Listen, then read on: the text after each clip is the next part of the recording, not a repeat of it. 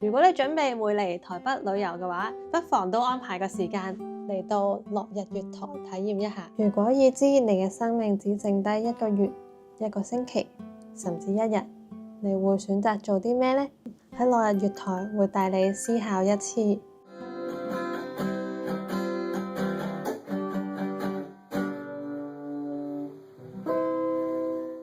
Hi everyone, welcome to the studio. Vivian 今日嚟到松山文創園區，今日要嚟體驗呢個落日月台，係一個沉浸式嘅體驗啦。近年咧都越嚟越多呢啲 immersive 嘅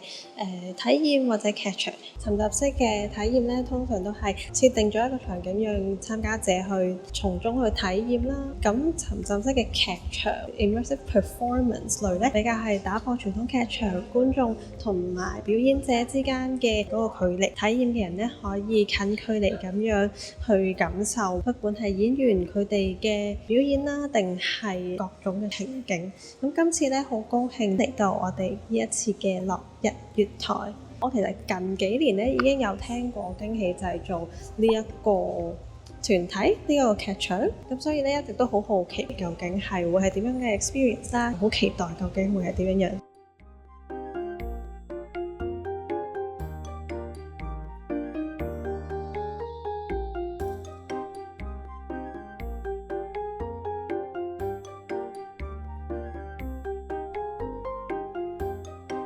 喺呢個體驗當中咧，又因為一啲未知啦，或者當中嘅體驗而感受到嘅一少少恐懼同埋緊張，亦都因住唔同嘅環節帶嚟唔少嘅反思嘅。喺當中嘅各個環節，打開唔同嘅感官同埋你嘅想像，帶你走入呢一段嘅旅程。喺我進入落日月台呢一個體驗之前呢，一方面我都幾期待嘅，因為好耐之前呢，我都已經有 follow 佢哋嘅 Instagram 啦，亦都睇過唔少人嘅分享，或者有朋友咧參與過之後話非常非常嘅喜歡啦。同時間咧喺我了解呢一個體驗嘅時候咧，都有少少擔心會唔會因着我以前都有體驗過相關內容嘅活動咧，而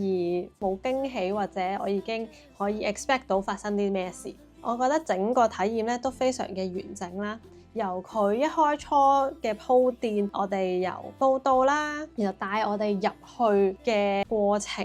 到每一個演員、每一個工作人員佢哋帶領啦，同埋同我哋參與嘅人嘅互動，我都覺得非常非常嘅全方位。透過聲音啦，透過肢體上嘅觸碰感覺，一啲氣味，一啲味道，同埋你眼見到嘅唔同顏色、唔同嘅場景，比我想象中更加豐富嘅一個體驗。亦都因為當中有唔少需要即時反應去做嘅決定，同埋一啲對答，都會帶出唔少我出於直覺而作出嘅回應啦。亦都因為咁樣咧，會發現一啲自己好真實嘅諗法，跳出咗自己生活嘅一啲框框、一啲框架、規矩，然後直接咧喺嗰度作出回應，反而會發現到自己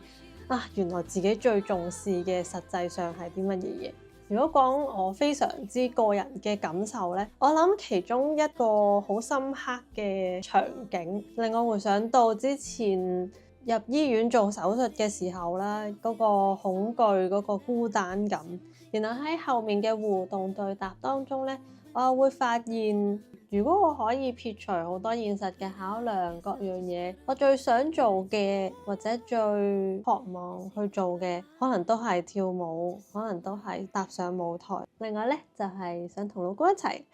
所以有朋友問我，究竟呢個落日月台係啲乜嘢嚟嘅呢？沉浸式體驗，咁即係咩意思呢？正如我前面所提到，喺我自己學跳舞、學表演嘅時候呢，我學習過嘅呢係 immersive performance， 好多時呢係讓觀眾走入去場景入面去睇演員嘅表演。但係咧呢一個 immersive performance 咧，更加多嘅咧係回歸到參與者佢自己嘅感受、自己嘅經歷，而當中嘅演員咧係去帶領你行過整個體驗。所以喺整個體驗入面咧，其實我覺得佢哋嘅鋪排啦，各樣嘢都非常嘅完整啦，感受上都非常之好。然後當中咧都真係幾佩服入面嘅演員，因為當中有唔少嘅互動啦，我哋會有對答啦，會問我哋問題，咁因着我哋嘅回答咧，佢哋又會作出一啲回應或者一啲反應，我都非常之欣賞當中啲演員佢哋做嘅反應啦，佢哋嘅